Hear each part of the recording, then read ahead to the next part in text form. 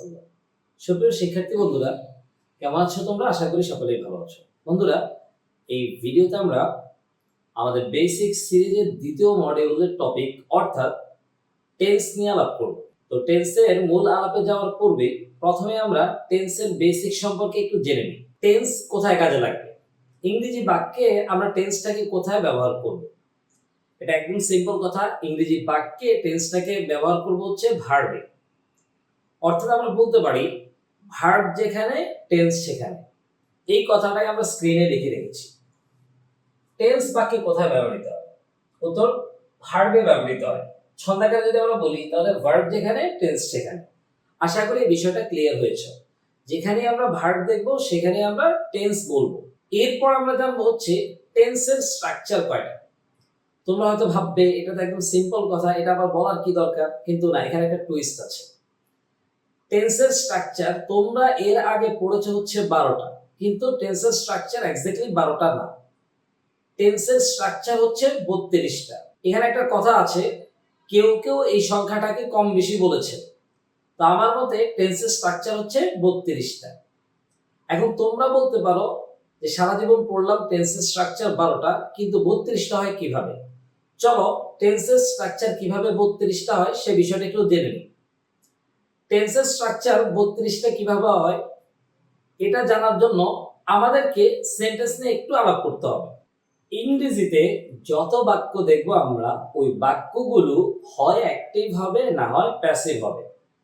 যেমন আমরা স্ক্রিনে দেখতে পাই সেন্টেন্স দুই ধরনের হয়, অ্যাক্টিভ এবং প্যাসিভ। এখন আমাকে একটু বলো তো দেখি, সেন্টেন্সটা চাই অ্যাক্টিভ হোক অথবা প্যাসিভ হোক, উভয় ধরনের সেন্টেন্সে ভার্ব থাকবে কিনা? আশা করি তোমার উত্তর হবে হ্যাঁ, ভার্ব থাকবে। তাহলে বাক্যটা যদি অ্যাক্টিভ হয় তাও তার মধ্যে ভার্ব থাকবে, বাক্যটা যদি প্যাসিভ হয় তাও তার মধ্যে ভার্ব থাকবে। ওকে, আর একটু আগে আমরা পড়ে আসছি যেখানে ভার্ব থাকবে সেখানে টেন্স থাকবে। যেমনটা আমরা এখানে দেখি, এই যে অ্যাক্টিভ বাক্যে ভার্ব আছে, প্যাসিভ বাক্যেও ভার্ব আছে। আর যেখানে ভার্ব আছে সেখানে টেন্স আছে, যেখানে ভার্ব আছে সেখানে টেন্স আছে। এখন দেখো, আমরা এর আগে টেন্সের জন্য যে 12টা স্ট্রাকচার পড়েছিলাম, এগুলোকে শুধু আমরা অ্যাক্টিভ বাক্যের ভার্বে ইউজ করতে পারি। এই যে এখানে লেখা আছে টেন্স, এখানে 12 লেখা আছে। দ্যাট মিন্স হচ্ছে এর আগে আমরা যে টেন্সের 12টা স্ট্রাকচার পড়েছি সেগুলো শুধু আমরা অ্যাক্টিভ বাক্যের ভার্বে ইউজ করতে পারবো। তাহলে এখন প্রশ্ন দাঁড়ায়, প্যাসিভ বাক্যের যে ভার্ব রয়েছে তাতে আমরা টেন্সের কোন স্ট্রাকচারগুলো ইউজ করব? তো প্যাসিভ বাক্যের ভার্বে কখনোই অ্যাক্টিভ বাক্যের যে 12টা টেন্সের স্ট্রাকচার আছে সেগুলোকে ইউজ করতে পারবো না। তাহলে কি প্যাসিভ বাক্যের ভার্বে টেন্স থাকবে না? না, অবশ্যই থাকবে। প্যাসিভ বাক্যের ভার্বে টেন্স থাকবে। এই যে প্যাসিভ বাক্যের ভার্বের যে টেন্সগুলা, এগুলোকেই আমি অতিরিক্ত আকারে পড়ার কথা বলছি। তাহলে আমরা এর আগে যে 12টা টেন্সের স্ট্রাকচার পড়েছি এগুলো হচ্ছে শুধু অ্যাক্টিভ বাক্যের জন্য। বিপরীতে প্যাসিভ বাক্যের জন্য আরো 12টা, তাহলে টোটাল এখানে দাঁড়ালো 24টা। এছাড়াও মডাল ভার্ব যুক্ত বাক্যের জন্য আরো রয়েছে 8টা, তাহলে টোটাল 24 আর 8-এ দাঁড়ালো 32টা। এখানে একটা কথা বলে রাখা ভালো, এই 32টা টেন্সের স্ট্রাকচার কিন্তু সবসময় দরকার পড়ে না। এখানে বহুল ব্যবহৃত যে টেন্সের স্ট্রাকচারগুলা সেগুলো আমরা সামনে দেখে নিব। তো চলো আমরা বিষয়টা উদাহরণের মাধ্যমে একটু বুঝে নিই।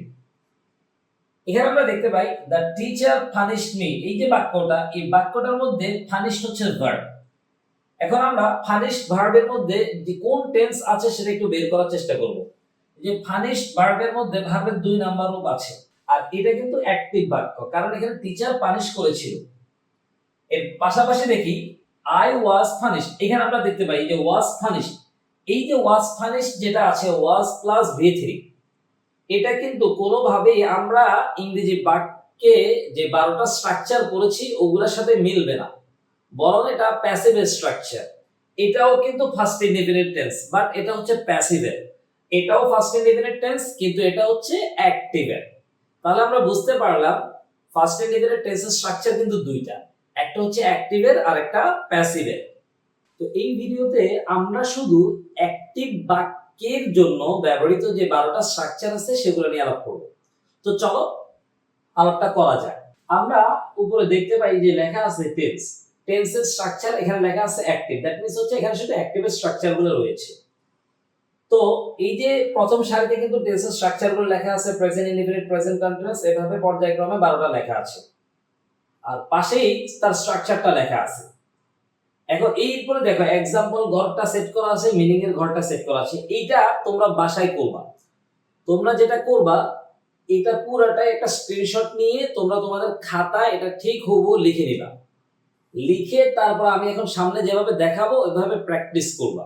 তো উপরে আমরা দেখতে পাই সাবজেক্ট হিসেবে আমরা আই লিখে রেখেছি, পাশেই ভার্ব হিসেবে লিখে রাখছি ডু, ডিড, ডান, ডুইং। এখানে আমরা যেটা করব, এই যে স্ট্রাকচার অনুযায়ী সাবজেক্ট আই এবং verb do, did, done, doing দিয়ে 12টা বাক্য লিখব, তারপর সে অনুযায়ী অর্থটা লিখব। এখানে আমরা সাবজেক্ট আই এবং verb do, did, done, doing দিয়ে 12টা বাক্য লিখব। এই 12টা বাক্য লিখতে গিয়ে আমরা এখানে দেখেছি, দেখো এখানে প্রথমে আমরা প্রথম বাক্যটায় সাবজেক্টের জায়গায় আই লিখেছি, তারপরে V1। এখন V1 কোনটা? এই যে এখানে ডু, ডু হচ্ছে V1, তার মানে আই ডু। তাহলে প্রথমটার উদাহরণ কিন্তু আমরা লিখে ফেলছি। এভাবে সাবজেক্টের জায়গায় আই, তারপর হচ্ছে এম, ইজ, আর, এই তিনটার জায়গায় যে কোনো একটা হবে, যেহেতু আই তাই তার সাথে এম বসবে, তারপর V1 প্লাস আইএনজি মিন্স হচ্ছে যে doing, so I am doing. এরপর আমরা দেখতে পাই সাবজেক্টের জায়গায় আই, তারপরে হ্যাভ, হ্যাজের জায়গায় হ্যাভ, তারপর হচ্ছে V3, V3 জায়গায় হচ্ছে ওই যে ডান, সো আই হ্যাভ ডান। এরপরে সাবজেক্টের জায়গায় হচ্ছে আই বসিয়েছি, তারপরে হ্যাভ অথবা হ্যাজ এর জায়গায় হ্যাভ, তারপরে এই যে বিনটা সেখানে বসিয়েছি, তারপর V1 plus ING, that means হচ্ছে ওই যে ডুইং, তাহলে আই হ্যাভ বিন ডুইং। এই যে চারটা আমরা লিখলাম, দেখো সাবজেক্ট হচ্ছে আই, তারপরে ভার্ব হচ্ছে ডু, ডিড, ডান, ডুইং। এই চারটার মধ্য থেকেই কিন্তু আমরা এখানে টোটালি 4টা বাক্য কমপ্লিট করলাম। সিমিলার ভাবে তুমি বাকি বাক্যগুলো কমপ্লিট করে নিবে। যেমন এখানে আমরা লিখলাম সাবজেক্টের জায়গায় আই, তারপর V2, এখানে V2 হচ্ছে ডিড, সো আই ডিড। এরপরে সাবজেক্টের জায়গায় হচ্ছে আই, তারপরে ভার্বের জায়গায় হচ্ছে ওয়াজ অথবা ওয়্যার, তাই আই ওয়াজ। এরপরে V1 প্লাস আইনি, দ্যাট মিন্স হচ্ছে ডুইং, তাহলে আই ওয়াজ ডুইং। এরপরে আমরা দেখতে পাই সাবজেক্টের জায়গায় হচ্ছে আই, তারপরে হ্যাড, হ্যাডের জায়গায় আমরা হ্যাড লিখলাম, তারপর V3, ওই যে বাক্যে ওখানে V3 দেখতে পাই হচ্ছে ডান, তাহলে আই হ্যাড ডান। এরপর আমরা যেটা করলাম সাবজেক্টের জায়গায় আবার আই লিখলাম, তারপরে হ্যাড, হ্যাড লিখলাম, তারপরে বিন, বিন লিখলাম, তারপর V1 প্লাস আইএনজি, এখন V1 প্লাস আইএনজি মিন্স হচ্ছে doing, so I have been doing. এরপরে আমরা সাবজেক্টের জায়গায় আই লিখলাম, তারপর শেল অথবা উইল। এই যে শেল উইলের যে ব্যবহার, এটা মূলত ব্রিটিশ ইংলিশ এখন এবং আমেরিকান ইংলিশের ব্যবহারের মধ্যে একটা পার্থক্য আছে। আমরা আপাতত ওই পার্থক্যে যাচ্ছি না, আমরা নরমালি সবগুলোতে উইল লিখে দিলাম। সাবজেক্টের জায়গায় আই লিখলাম, তারপরে উইল লিখলাম, তারপরে V1, এই যে V1 হচ্ছে ডু, তাহলে আই উইল ডু। এরপর আমরা যেটা করলাম সাবজেক্টের জায়গায় আই লিখলাম, তারপরে উইল লিখলাম, তারপরে বি লিখলাম, তারপরে V1 প্লাস আইএনজি মিন্স হচ্ছে doing, I will be doing. একইভাবে আমরা পরের বাক্যে সাবজেক্টের জায়গায় আই লিখলাম, উইল লিখলাম, তারপর হচ্ছে হ্যাভ, তারপরে V3, I will have done. শেষে গিয়ে আমরা যেটা করলাম, আবারও সাবজেক্টের জায়গায় আই লিখলাম, তারপরে শেল অথবা উইলের জায়গায় আমরা উইল লিখলাম, তারপরে হ্যাভ লিখলাম, তারপর হচ্ছে বিন লিখলাম, তারপরে হচ্ছে ভার্বের সাথে আইএনজি, দ্যাট মিন্স হচ্ছে ডুইং। এইভাবে আমরা যেটা করলাম, একটা সাবজেক্ট একটা ভার্ব দিয়ে 12টা বাক্য কমপ্লিট করলাম। এরপর আমরা যেটা করব, এগুলা অনুযায়ী তার অর্থ লিখে নেব। অর্থটা অলরেডি আমি লিখে রেখেছি, দেখো আই ডু মানে আমি করি, তারপর আই অ্যাম ডুইং আমি করছি, আই হ্যাভ ডান আমি করেছি, আই হ্যাভ বিন ডুইং আমি করছি, তারপর আই ডিড আমি করেছিলাম, আই ওয়াজ ডুইং আমি করছিলাম, আই হ্যাভ ডান আমি করেছিলাম, আই হ্যাভ বিন ডুইং আমি করছিলাম, আই উইল ডু আমি করব, আই উইল বি ডুইং আমি করতে থাকবো, আই উইল হ্যাভ ডান আমি করে থাকবো, I will have been doing আমি করতে থাকবো। এইখানে যে আমরা অর্থগুলো লিখেছি, কখনো কখনো এই অর্থগুলোর একটু হেরফের হতে পারে, বিষয়টাকে একদম স্বাভাবিকভাবেই নিতে হবে। তো এতক্ষণ ধরে আমরা যেটা দেখলাম, টেন্সের স্ট্রাকচার গুলা অনুযায়ী আমরা কি করলাম, একটা সাবজেক্ট একটা ভার্ব দিয়ে 12টা বাক্য লিখলাম এবং সেই অনুযায়ী অর্থ করলাম। এখন তোমাকেও সেম কাজটাই করতে হবে, একটা সাবজেক্ট একটা ভার্ব দিয়ে বারবার প্র্যাকটিস করতে হবে। তো এইগুলো আমাদের অ্যাক্টিভের টেন্সের 12টা স্ট্রাকচার। এখন আমরা দেখব এই টেন্সের স্ট্রাকচারটা পড়ার পরে আমরা কিভাবে টেন্সের স্ট্রাকচারগুলো মনে রাখতে পারবো। টেন্সের স্ট্রাকচার শুধু পড়লেই হবে না, এগুলো কিভাবে মনে রাখতে হবে সেই কৌশলও জানতে হবে। টেন্সের স্ট্রাকচার মনে রাখার জন্য আমরা 5টা উপায় বলবো। চলো এই 5টা উপায় একটু জেনে নেওয়া যায়। প্রথমে আমরা লিখে রেখেছি, দেখো টেন্স মনে রাখার উপায় কি। টেন্স প্র্যাকটিস করার মাধ্যমে মনে রাখা যায়, এটা আমরা জানি। প্র্যাকটিস করার কিছু ধরন উল্লেখ করা হলো, প্রথম যে ধরনটা লেখা আছে প্রথমত গঠনগুলো মুখস্থ করতে হবে। তো টেন্সের স্ট্রাকচারগুলা ভালোভাবে পারার জন্য কিন্তু প্রথম শর্ত হচ্ছে একবার হলো টেন্সের স্ট্রাকচারগুলো মুখস্থ করে নিতে হবে, খুব ভালোভাবে মুখস্থ করতে হবে।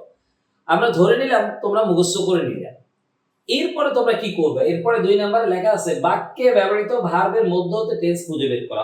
অর্থাৎ যখনই আমরা ইংরেজি বাক্য পড়বো, ওই বাক্যে ব্যবহৃত যে ভার্বটা রয়েছে ওই ভার্বের মধ্যে কোন টেন্স সেটা একটু ভেবে নিব।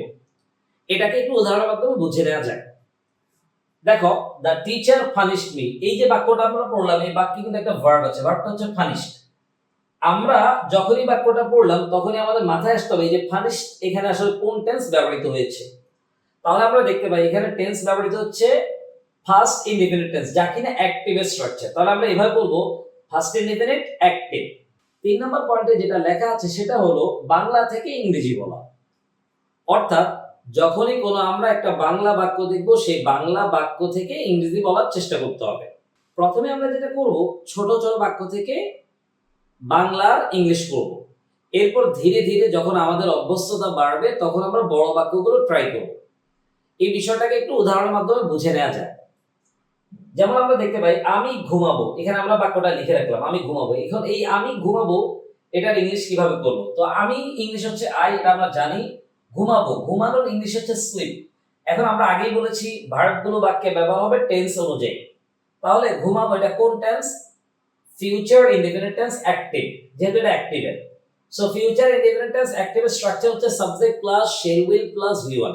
সো সাবজেক্ট তো আছে তাই আমরা উইল বসাইলাম, তারপরে ভি1 sleep, I will slip.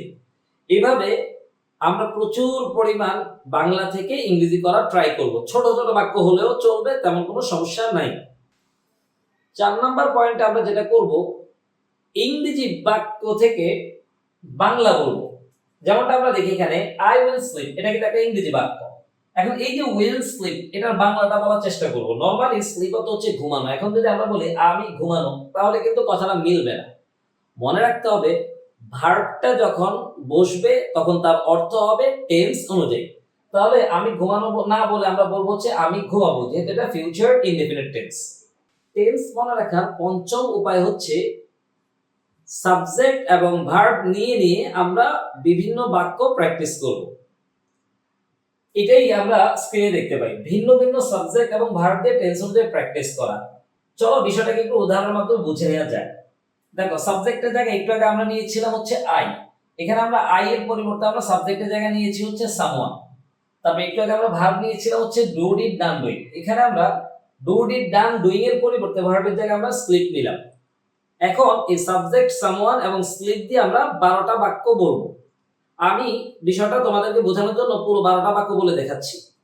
Someone slips, someone is sleeping, someone has slept, someone has been sleeping, someone slept, someone was sleeping, someone had slept, someone had been sleeping, someone will sleep, someone will be sleeping, someone will have slept, someone will have been sleeping। এইভাবে বিভিন্ন subject এবং বিভিন্ন verb দিয়ে